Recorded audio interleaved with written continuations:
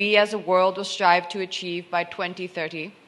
I was fortunate enough to play a small role in the announcement in India for the same, along with Akshay Kumar, A.R. Rahman, and Mrs. Tina Ambani. It is an ambitious proposal and a tough one to achieve in 14 years. But I do believe that we can achieve this if we all sincerely try together. I'm sure many of you are aware that India had a woman as her head of state way before the United Kingdom, a feature the United States of America has not managed to achieve as of yet. Which is why it is surprising to hear about gender inequality here in India, and yet sadly we do. On a daily basis, there are shocking stories in the media about violent crimes committed against women. Yet, I can only imagine how many more crimes there are against women in India that go unreported. This is not an India-specific issue, though. In the UN Secretary General's 2006 report on an in-depth study on all forms of violence against women, it was noted that there is no region of the world, no country, no culture in which women's freedom from violence has been secured. Here is another fact. In India, according to data provided by the National Crime Records Bureau, in the year 2001, the reported crimes against women were 1,43,795.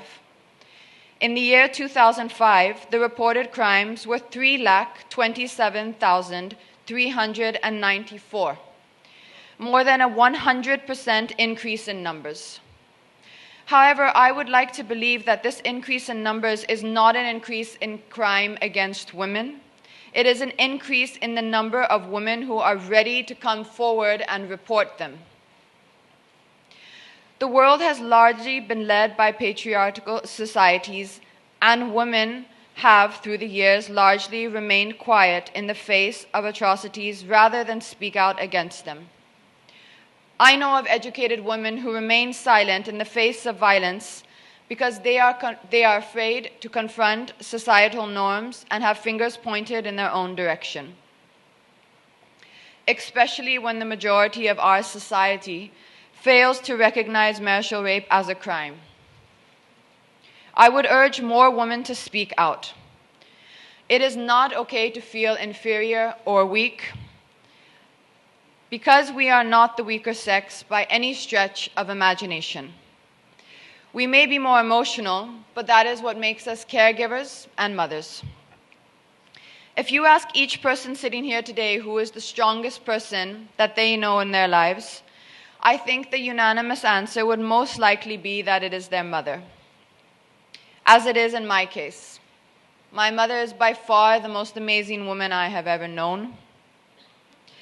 And as I stand here on this platform, if I do not act and merely speak, I would be doing my mother and every woman in the world a huge disservice.